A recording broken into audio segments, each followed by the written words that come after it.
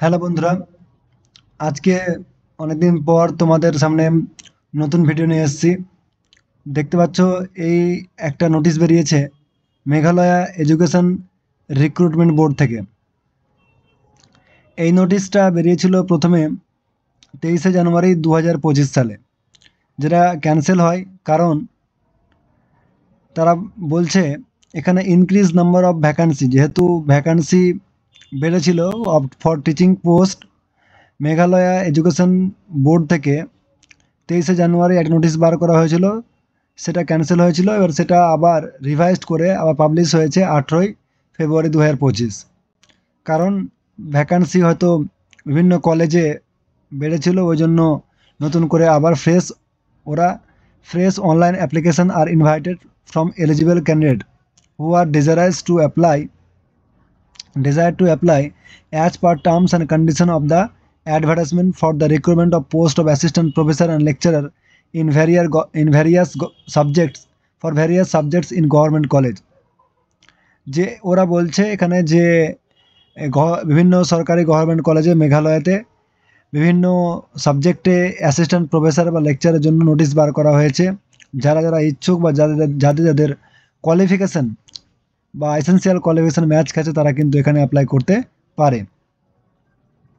এবার এখানে বলছে application already submitted in response to the first advertisement. কি এখানে এই লাইনে বলা হচ্ছে কি candidates who have already applied in response to first advertisement need not apply again.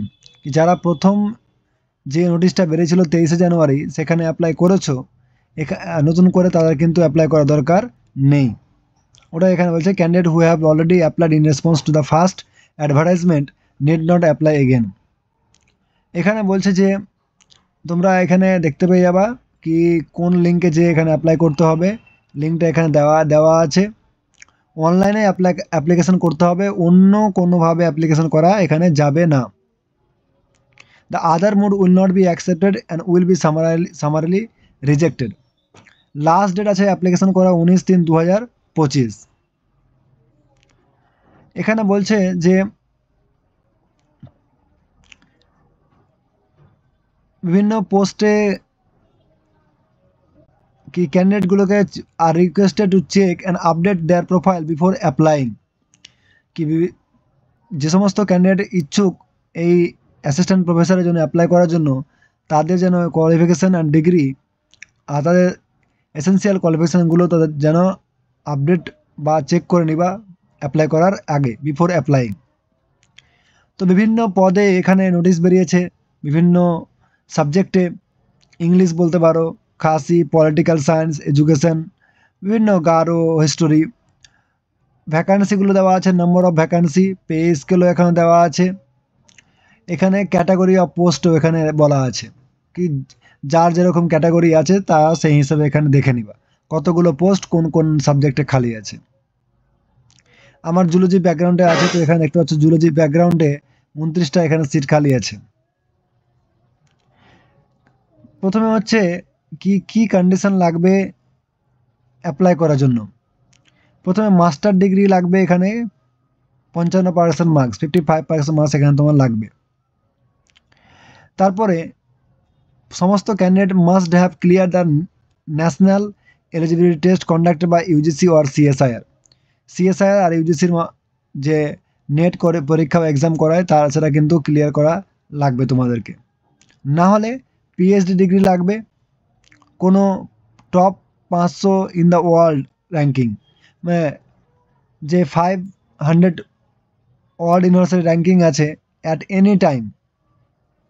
একটা হতে পারে তোমার 1 নম্বর র্যাঙ্কিং অনুযায়ী, টাইমস হায়ার এডুকেশন অনুযায়ী, একাডেমিক র্যাঙ্কিং অনুযায়ী, বিভিন্ন অনুযায়ী র্যাঙ্কিং হতে পারে।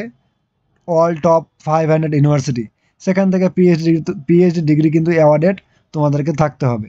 বা ইউজিসি অনুযায়ী বা ইউজিসি রেগুলেশন অনুযায়ী ইউনিভার্সিটি গ্র্যান্ড কমিশন, এখানে বলছে ইউনিভার্সিটি গ্র্যান্ড কমিশনের যে রেগুলেশন আছে, minimum standard and procedure for award of MPhil and PhD degree 2009 সালে বা 2016 সাল অনুযায়ী তোমাদেরকে পিএইচডি ডিগ্রি কমপ্লিট থাকতে হবে, নেট যদি তোমাদের না থাকে তো। যে এখানে এই 2 নম্বর পয়েন্টে বলছে যে সমস্ত সাবজেক্টের নেট বা এসএলএড বা সেট মানে কন্ডাক্ট করানো হয় না, সেই সমস্ত সাবজেক্টে নেটের কোনো বা এসএলএড বা সেটের কোনো দরকার নেই। 3 নম্বর পয়েন্টে বলছে 5% মার্কস রিল্যাক্সেশন দেওয়া হবে যারা এসসি বা এসটি বা ওবিসি ব্যাকগ্রাউন্ড হিসেবে থাকবে। যারা পিএইচডি ডিগ্রি হোল্ডার থাকবে আর যাদের মাস্টার ডিগ্রি কমপ্লিট থাকবে 19শে সেপ্টেম্বর 1991 এর আগে, তাদের ক্ষেত্রে 5% মার্কস কিন্তু এখানে রিল্যাক্সেশন দেওয়া হবে।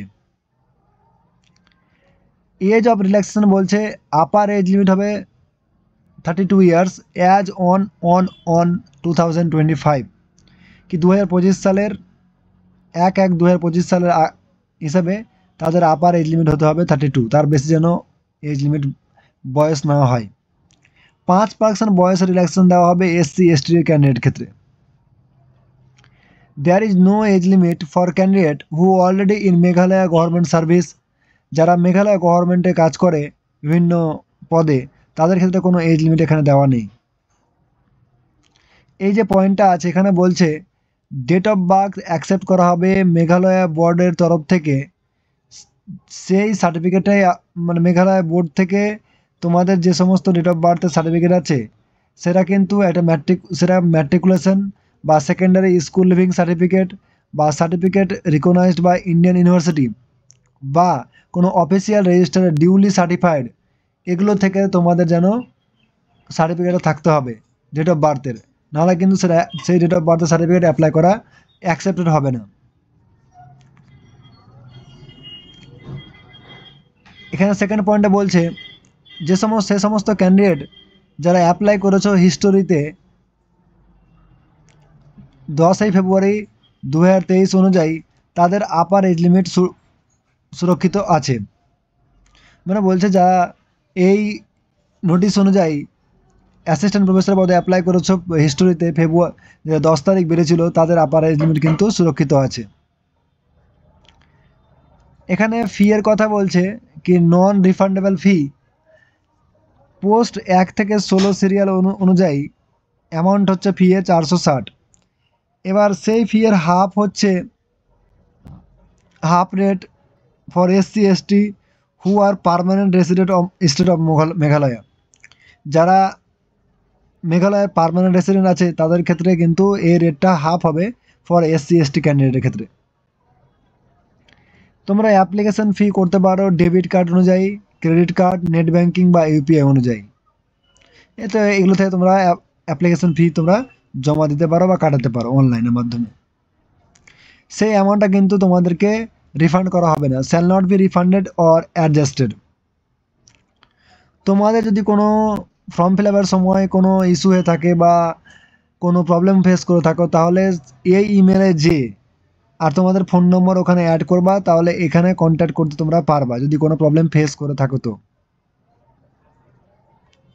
তো অনলাইন অ্যাপ্লিকেশন করার সময় তোমাদের যদি কোনো প্রবলেম হয়, তাহলে এই ইমেলে তোমার ফোন নাম্বার দিয়ে এই ইমেলে তোমার সেই কোয়ারিটা বা প্রবলেমটা জানিও, তাহলে ওটা কিন্তু সলভ হবে।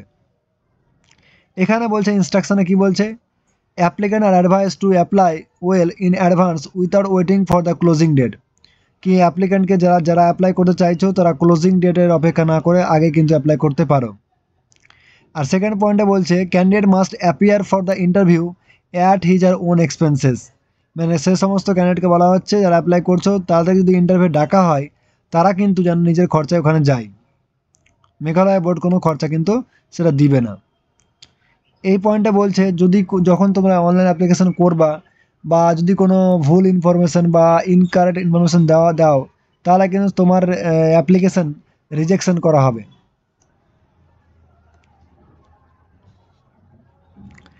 কিভাবে সিলেকশন হবে এখানে বলা হচ্ছে সিলেকশন হবে একাডেমিক রেকর্ড অনুযায়ী, তারপরে একাডেমিক রেকর্ড অনুযায়ী শর্ট লিস্টেড হবে ক্যান্ডিডেটদের, সেই সমস্ত লিস্টেড ক্যান্ডিডেটদেরকে ইন্টারভিউর জন্য ডাকা হবে।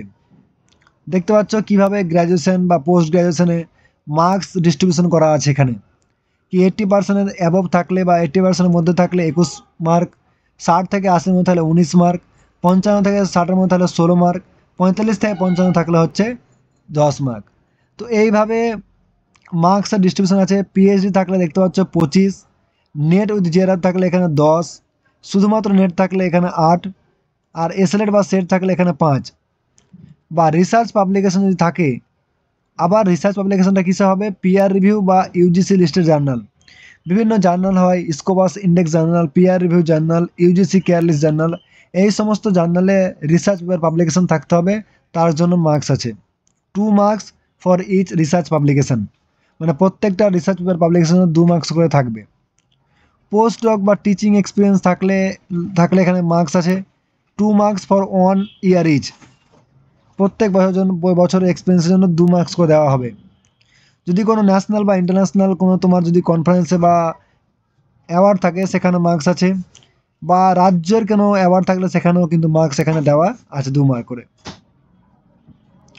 এখানে বলছে if the period of teaching postdoctoral experience is less than 1 year then marks shall be reduced proportionally। যদি পোস্ট ডকের এক্সপিরিয়েন্স 1 বছরের কম থাকে তাহলে মার্কস কিন্তু সেইভাবে কিন্তু কাটা হবে। এখানে বলছে পার্সোনাল ইন্টারভিউ, যদি যে সমস্ত একাডেমিক রেকর্ড অনুযায়ী যে সমস্ত ক্যান্ডিডেটকে শর্টলিস্ট করা হবে তাদের কিন্তু পার্সোনাল ইন্টারভিউর জন্য ডাকা হতে পারে। আর এখানে বলছে সেই সমস্ত ক্যান্ডিডেটকে ডাকা হবে পার্সোনাল ইন্টারভিউর জন্য যাদের qualification, date of birth, caste, community, other certificate কী হবে ম্যাচ করবে, তারাই কিন্তু পার্সোনাল ইন্টারভিউর জন্য কিন্তু কল করা হবে।